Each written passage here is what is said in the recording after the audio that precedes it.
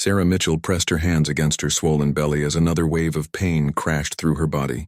The baby was coming, and there was nothing she could do to stop it. Outside their small cabin, the wind howled like a wild animal, shaking the wooden walls until they creaked and groaned. Rain hammered against the windows so hard she thought they might shatter. Her husband, Tom, had left 3 days ago to get supplies from the nearest town, 60 miles away. He promised to be back before the baby came, but the storm had other plans. The Tempest had rolled in from the west like a wall of black fury, bringing winds that could knock a grown man off his feet and rain that turned the dry creek beds into raging rivers. Sarah tried to stay calm, but fear crept into her heart like cold fingers. She was alone in the wilderness of New Mexico territory, miles from the nearest neighbor. The baby was coming early, weeks before it should.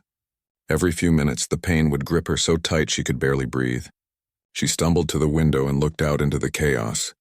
Trees bent so far in the wind they looked like they might snap in half. Branches and debris flew through the air like dangerous missiles. The small garden she had worked so hard to grow was completely destroyed. Even their sturdy old barn was shaking on its foundation. This was no ordinary storm. This was the kind of weather that killed people. Sarah made her way back to the bed, moving slowly and carefully. She had helped other women give birth before, back in Kansas where she grew up. But being alone during her own labor was terrifying. What if something went wrong? What if the baby came too fast? What if she bled too much? Another contraction hit her stronger than the last. She gripped the bedpost and tried to remember everything her mother had taught her. Stay calm. Breathe slow and steady. Trust your body to know what to do. But her mother had never been alone in a storm like this with no help coming. The wind suddenly changed direction, and she heard a new sound that made her blood run cold. It was the sound of wood splitting and crashing.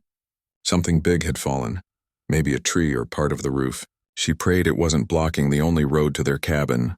If Tom tried to come back in this weather, he might not be able to get through. Sarah forced herself to think practically. She gathered clean blankets and towels, boiled water on the wood stove, and tried to prepare for what was coming. The contractions were getting closer together now. The baby would be here soon, whether she was ready or not. As she worked, she thought about how they had come to this lonely place. Tom had dreams of starting fresh in the territory, raising cattle and building a life far from the crowded cities back east. She had followed him gladly, excited about the adventure and the chance to build something of their own.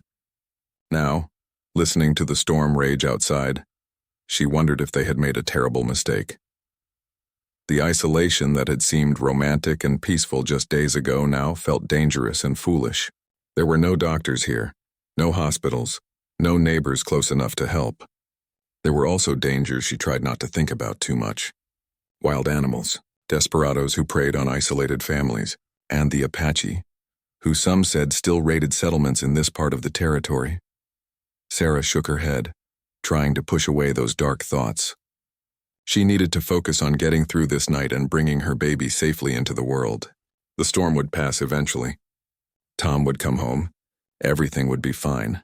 But as another fierce contraction gripped her and the wind seemed to grow even stronger, she couldn't shake the feeling that her ordeal was just beginning. Outside in the darkness, the tempest raged on, and she had never felt so alone and vulnerable in her entire life. The cabin creaked and swayed around her like a ship in rough seas. Somewhere in the distance, she heard what sounded like thunder, but it went on too long to be lightning. More trees falling, she realized. The storm was tearing apart the landscape around their little home, isolating them even further from any hope of help. Sarah closed her eyes and tried to find strength she didn't know she had. She would have to do this alone, in the middle of one of the worst storms she had ever seen. All she could do now was pray that somehow, some way, everything would turn out all right. 20 miles away, through the howling wind and driving rain, a lone figure moved across the dangerous landscape like a shadow. His name was Nalnish, which meant he works in the Apache tongue, though the white settlers who feared him simply called him Ghost for the way he could appear and disappear without warning. Nalnish pulled his buffalo hide cloak tighter around his shoulders as he guided his horse carefully through the treacherous terrain. The storm didn't frighten him the way it might frighten others.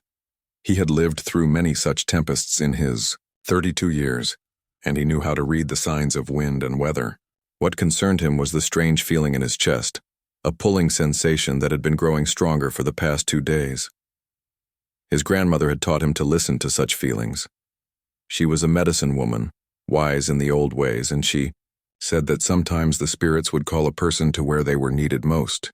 Nalnish had felt this calling before, and each time it had led him to someone in desperate trouble.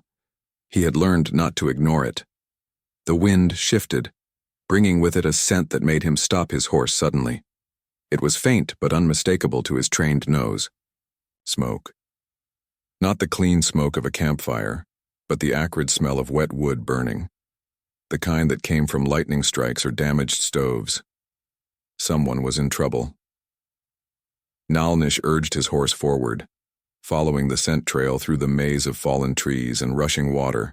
His people had been moving through this land for generations, long before the first white settlers arrived with their wagons and their dreams of claiming what was never theirs to claim.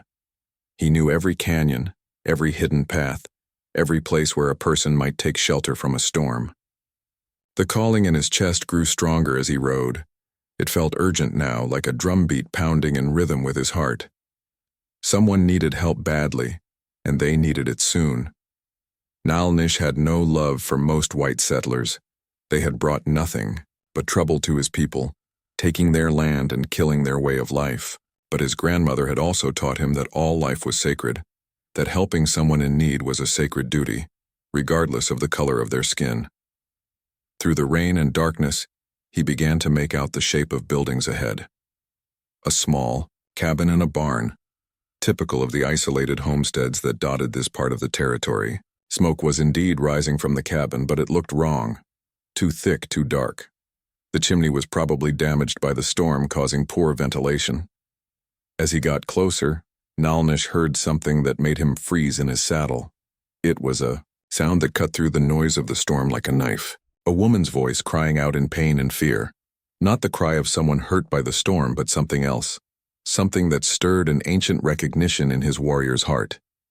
His own mother had made sounds like that years ago when she had labored to bring his baby sister into the world during another terrible storm. He would never forget that night, or the way his father had paced outside their wickiup while the medicine women worked inside. His sister had lived, but many babies born during such difficult times did not. Nalnish made a decision that went against everything his war chief had taught him about avoiding contact with white settlers. He dismounted and approached the cabin on foot, moving carefully through the debris scattered by the storm. The door was solid wood, but he could hear the woman inside clearly now. She was in the final stages of labor, and she was alone. He had learned some English during his years of trading with Mexican merchants and the occasional friendly settler. Not much, but enough to make himself understood when necessary. He stood outside the door for a long moment, listening to the woman's distress and weighing his options. Every instinct told him to ride away. His people were already viewed with suspicion and fear by the territorial government. If he was discovered helping a white woman, especially alone in her cabin, it could be seen as an act of aggression or worse. It might bring soldiers to hunt his band, putting everyone he cared about in danger. But the calling in his chest was stronger than his fear. The spirits had led him here for a reason. His grandmother always said that when the spirits called, a true warrior must answer, regardless of the consequences. Nalnish took a deep breath and knocked on the cabin door. 3 slow, deliberate knocks that would not be mistaken for the wind or falling debris. Inside, the woman's cries suddenly stopped. He could almost feel her terror through the wooden walls. "No hurt," he called out in his broken English, his voice barely audible above the storm. "Help come. Baby coming, yes? Need help?" The silence that followed was so complete he wondered if she had fainted from shock. Then he heard movement inside, careful footsteps approaching the door. When she spoke, her voice was weak but filled with desperate hope. "Who are you? How do you know about the baby?" Nalnish pressed his palm against the rough wood of the door, feeling the weight of the moment. His next words would determine whether he could help this woman and her unborn child, or whether fear would leave them both to face the storm alone. "I am Nalnish of the Chiricahua. The spirit sent me to help. Open door. Baby not wait for storm to pass." Sarah stood frozen behind the door, Her hand on the wooden latch, her heart pounding so hard she thought it might burst. An Apache warrior was outside her cabin, in the middle of the worst storm she had ever seen, claiming he had come to help her. Everything she had been told about the Apache told her this was impossible. They were dangerous, violent enemies of all white settlers. But another contraction hit her just then, so powerful it drove her to her knees. The baby was coming whether she was ready or not, and she was completely alone. As the pain faded, she realized that her choices had narrowed to two: trust this stranger who claimed he wanted to help, or try to deliver her baby alone in a damaged cabin while a tempest raged outside. "How do I know you won't hurt me?" she called out, her voice shaking with fear and pain. The voice that came back was patient, almost gentle. "Storm hurt you more than Nalnish. Baby comin' soon. Need clean hands, need help. I help my sister when baby come. Know what to do." Sarah closed her eyes and made a choice that went against everything she had been taught about survival on the frontier. She lifted the heavy wooden bar from the door and slowly pulled it open. The man standing on her doorstep was not what she had expected. He was tall and lean, with long black hair plastered to his head by the rain.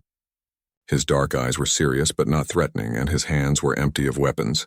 He was soaked to the skin, but he stood straight and calm despite the chaos of the storm around him. "May I enter?" he asked in careful English, waiting for her permission rather than pushing past her. Sarah nodded and stepped back. Nalnish entered the cabin and immediately closed the door behind him, shutting out the worst of the wind and rain. He looked around the small space quickly, taking in the preparations she had made. Clean blankets on the bed, a pot of water heating on the stove, towels laid out nearby. His expression showed approval. "You prepare well," he said. "Smart woman. When last pain come?" "Just now," Sarah gasped as another contraction began to build. "They're getting closer together." Nalnish moved to the wash basin and began cleaning his hands thoroughly, using the soap she had set out. "I wash hands. You lie on bed now. Baby coming soon." Sarah wanted to ask a dozen questions. Why was he helping her? How did he know about childbirth? Could she really trust him? But her body made the decision for her. The next contraction was so intense she had to grab onto the bedpost to stay upright. Nalnish was beside her in an instant, supporting her weight with surprising gentleness. "Breathe slow," he said calmly, "like wind through canyon, deep and slow." He helped her to the bed and positioned the pillows behind her back. His movements were confident and sure, like someone who had done this before. As the contraction faded, Sarah found herself looking into his dark eyes, searching for any sign of deception or danger. Instead, she saw something she hadn't expected: genuine concern. "You have children?" she asked between gasps. Nalnish shook his head. "No children of my own, but I help my mother, my sister, other women of my people. All babies are sacred. Apache babies, white babies, Mexican babies, all same to the Creator." Outside, the storm continued to rage with unrelenting fury. A tree crashed somewhere nearby, shaking the cabin and making Sarah jump. Nalnish didn't even flinch.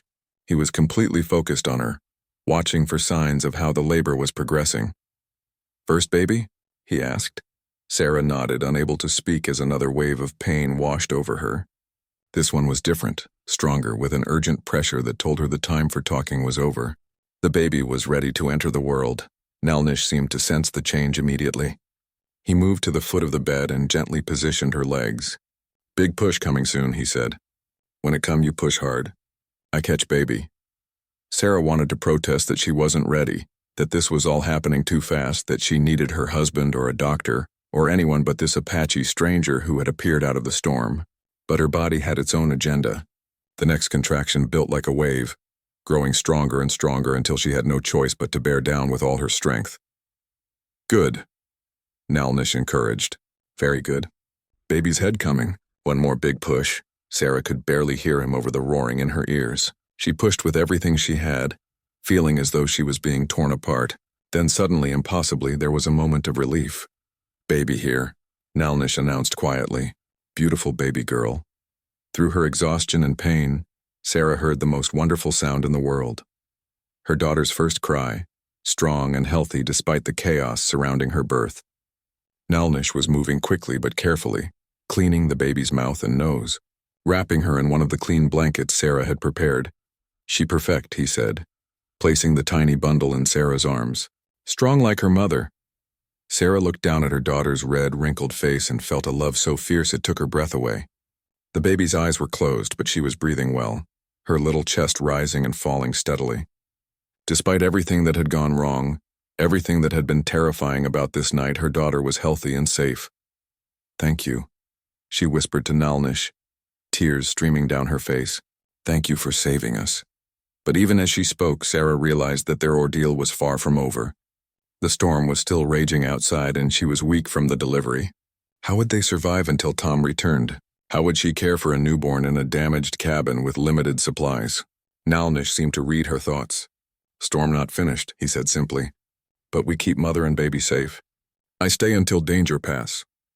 The worst of the storm hit just as Sarah was beginning to recover from the birth. What had seemed like the peak of the tempest before was nothing compared to the fury that now descended upon their little cabin.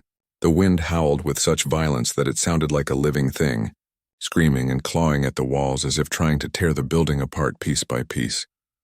Nalnish had been checking the doors and windows, making sure everything was secure, when a sound like thunder made them both freeze. But this wasn't the quick crack of lightning. It was a long, grinding roar that seemed to go on forever. Through the small window they could see a massive pine tree, probably 100 years old, slowly toppling toward the cabin. "Take baby," Nalnish commanded, grabbing Sarah's arm and pulling her from the bed. "Move to corner, away from windows." Sarah clutched her newborn daughter to her chest and stumbled to the far corner of the cabin, just as the giant tree crashed down. The impact shook the entire structure, and for a terrifying moment, Sarah thought the roof might collapse on top of them. Dust and debris rained down from the ceiling, and the acrid smell of splintered wood filled the air. When the dust settled, they could see that the tree had missed the cabin by only a few feet, but its massive trunk now blocked the front door completely. Thick branches pressed against the windows, plunging the cabin into near total darkness except for the flickering light of the oil lamp. "We trapped," Nalnish said calmly, as if being imprisoned in a cabin during a deadly storm was nothing more than a minor inconvenience. He moved around the small space, testing the walls and checking for damage. "But walls strong. We safe inside." Sarah wasn't so sure. The baby was crying now, probably hungry, and Sarah herself felt weak and dizzy. She had lost some blood during the delivery, and the shock of everything that had happened was beginning to catch up with her. The reality of their situation was sinking in. They were trapped in a damaged cabin with a newborn baby, with no way out and no way for anyone to reach them. "How will my husband find us when he comes back?" she asked, trying to keep the panic out of her voice. "How will anyone know we're alive?" Nalnish knelt beside her and examined the baby, who had stopped crying and was now making small, hungry sounds. "Baby need to eat," he said. "You need to rest and get strong. Husband will come when storm pass. Tree can be moved when wind stop." He was right about the baby. Sarah had never nursed a child before, but her body seemed to know what to do. As her daughter latched on and began to feed, Sarah felt a sense of wonder mixed with exhaustion. Despite everything that had gone wrong, this part felt natural and right. Nalnish busied himself around the cabin, doing what he could to make them more comfortable. He found extra blankets and created a warm nest for Sarah and the baby in the safest corner. He checked the stove to make sure it was still working properly and added wood to keep the fire burning. He even managed to heat some broth from the supplies Sarah had stored in the cabin. "Drink," he said, handing her a cup of warm broth. "Need strength." As Sarah sipped the broth, she found herself studying this mysterious man who had appeared out of the storm to save her life. Everything she had been taught about the Apache painted them as savage enemies, but Nalnish showed nothing but gentleness and skill.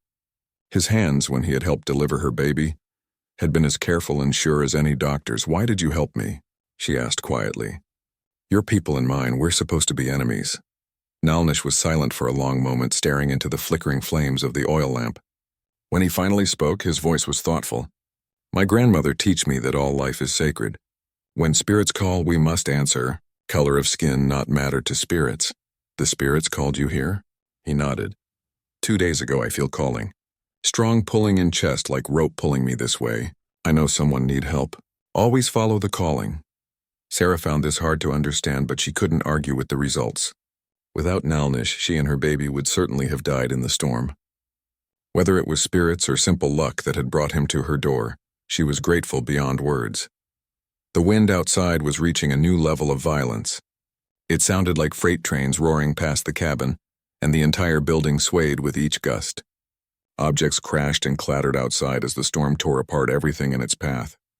Through the small gaps where the fallen tree didn't completely cover the windows, they could see debris flying through the air like weapons. "This worst storm I ever see," Nalnish admitted, his usual calm facade cracking slightly. "Very dangerous. Good we inside." The baby finished nursing and fell into the deep sleep that newborns needed. Sarah wrapped her daughter snugly in the warmest blanket and held her close, marveling at how peaceful she looked despite the chaos raging around them. "What's your daughter's name?" Nalnish asked softly. Sarah realized she hadn't even thought about names during the crisis. She and Tom had discussed several possibilities, but now, looking at her daughter's serene face, one name seemed perfect. "Hope," she said. "Her name is Hope." Nalnish smiled, the first real smile she had seen from him since he arrived. "Good name. Hope is what we need in dark times." As if summoned by his words, the storm chose that moment to unleash its greatest fury yet. The wind rose to a shriek that hurt their ears, and something large and heavy slammed into the side of the cabin with enough force to make the walls shake. For a heart-stopping moment, Sarah thought the entire structure might collapse. But the cabin held, built solid and strong by Tom's careful hands. They huddled together in their corner while the tempest raged around them. An unlikely family created by circumstance and storm. A white woman, an Apache warrior, and a newborn baby named Hope, all depending on each other to survive the longest night of their lives. Dawn came slowly, as if the sun itself was reluctant to look upon the destruction the storm had left behind. The howling wind had finally begun to weaken, though it still gusted strong enough to rattle the cabin walls. Sarah woke to find baby Hope sleeping peacefully in her arms, and Nalnish sitting near the window, carefully peering out through the gaps between the fallen tree's branches. "Storm passing," he announced quietly when he saw she was awake. "But much damage outside. Many trees down, much flooding." Sarah felt a wave of relief that they had survived the night, but also a new worry. If the storm had caused as much destruction as Nalnish suggested, it might be days or even weeks before Tom could get through to reach them. They had enough food in the cabin for a few days, but not much longer, and she needed proper care after giving birth. "Can you see the road?" she asked, trying to sit up without disturbing the baby. Nalnish shook his head grimly. "No road. Trees everywhere, big rocks moved by water. Take many men with saws and tools to clear path." The reality of their situation was becoming clear. They weren't just trapped in the cabin by the fallen tree outside their door. They were cut off from the outside world completely, surrounded by the wreckage of the storm. Even if Tom was trying to get back to them, he would have to travel on foot through miles of dangerous terrain. Baby Hope stirred and made the small mewing sounds that meant she was getting hungry again. As Sarah adjusted her position to nurse, she felt a sharp pain in her abdomen that made her gasp. She tried to hide it, but Nalnish's keen eyes missed nothing. "Pain bad?" he asked, moving closer to examine her with concern.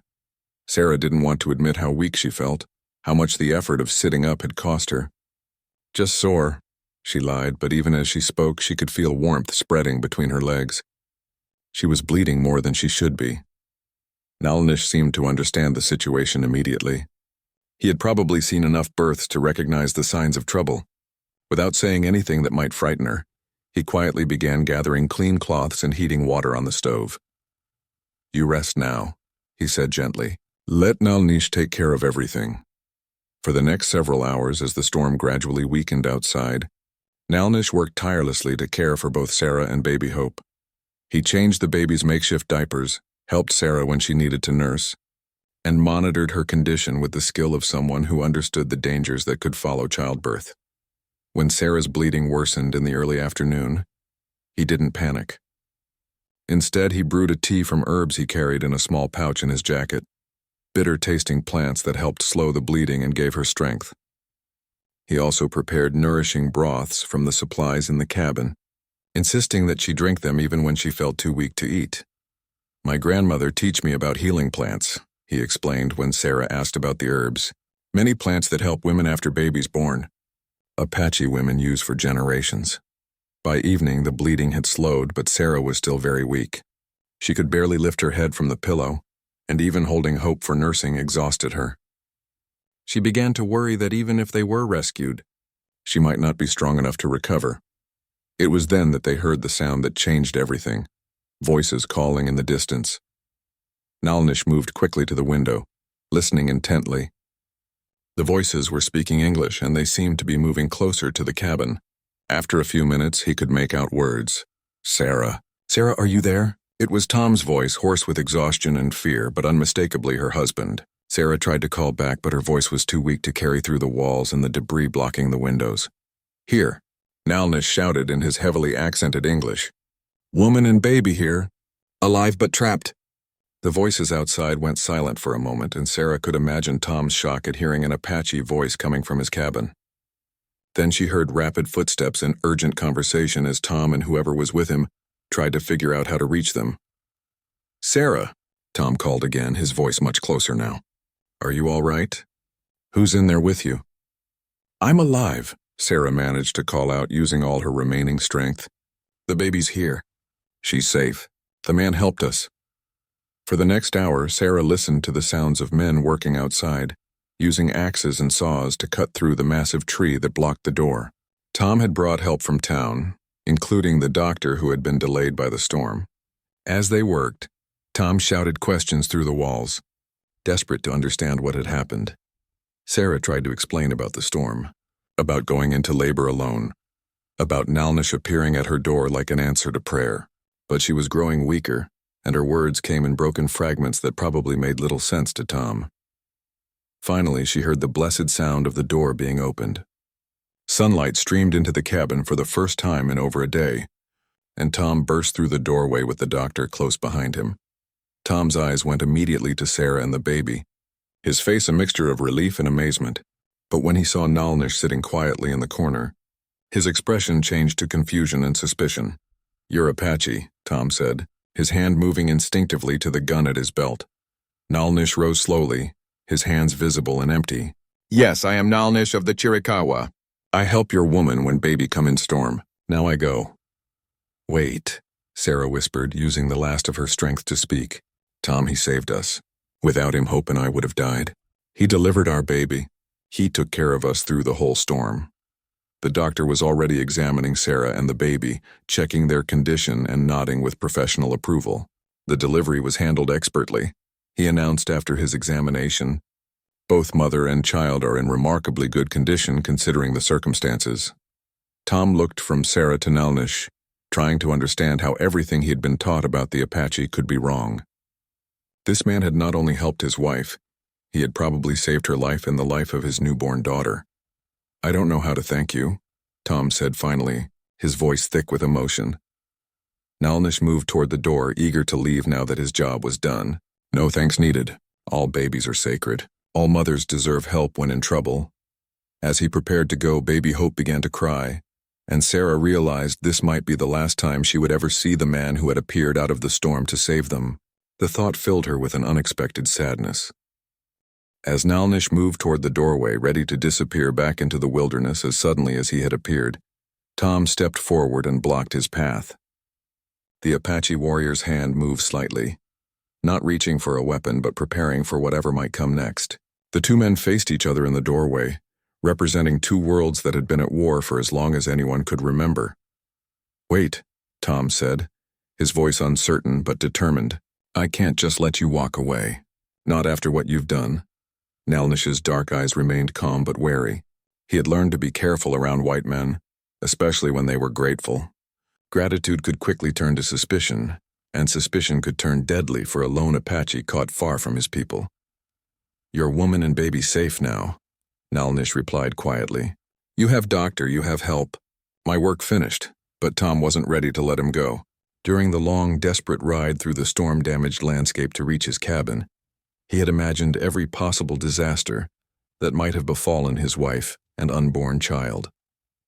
Never in his worst nightmares or wildest dreams had he imagined finding them safe and sound, cared for by an Apache warrior who had risked everything to help a white woman in need. The men who came with me from town, Tom began, choosing his words carefully. They don't understand what really happened here. They see an Apache in my cabin with my wife and baby, and they're going to think the worst. It was true. Through the open door, they could hear the voices of the other men who had helped clear the tree. Their tone was becoming increasingly agitated as they realized there was an Apache inside the cabin. Someone was already talking about getting the territorial marshal, about organizing a search party to hunt down any other Apache in the area. Nalnish had heard it too. His expression didn't change, but Sarah could see the tension in his shoulders as he prepared for trouble. He had known this moment would come. His good deed would likely be repaid with suspicion and violence, just as his grandmother had always warned him. "Let them think what they want," Nalnish said with quiet dignity. "Truth is truth, even if no one believe it." "But I believe it," Tom said firmly. "And I won't let anything happen to you because of helping my family." The doctor, who had been listening to this exchange while continuing to examine Sarah and the baby, suddenly spoke up. "This man's medical skills are remarkable," he announced loud enough for the men outside to hear. The delivery was performed perfectly, and his care probably saved both mother and child. "I've seen trained physicians do worse work." Tom seized on this support from the respected town doctor. He moved to the doorway and called out to the other men. "Doc says this Apache saved my wife and baby. He delivered hope and took care of them through the whole storm. I owe him my family's lives." The response from outside was immediate and hostile. "You can't trust no Apache, Tom," shouted one voice. "They'll say anything to save their own skin." "He's probably got a war party waiting in the hills," yelled another. This could all be a trap. Sarah could see the situation spiraling out of control. The men outside were working themselves up into the kind of mob mentality that had led to so much bloodshed on the frontier. In their minds, the only good Apache was a dead Apache, regardless of what good deeds he might have performed. "Tom," she called out weakly from the bed, "don't let them hurt him. Promise me." Tom looked at his wife, pale and exhausted, but fierce in her determination to protect the man who had saved her. Then he looked at his newborn daughter, healthy and perfect despite being born in the middle of a deadly storm because a stranger had risked everything to help. Finally, he looked at Nalnish, who stood quietly waiting for whatever fate would bring, showing no fear but also no false hope. Tom Mitchell had always considered himself a fair man, but like most settlers, he had absorbed the prejudices of his time and place. Standing in his cabin, looking at the living proof that everything he had believed about the Apache might be wrong, he had to make a choice that would define what kind of man he really was. "I'm going out to talk to them," Tom told Nalnish. "But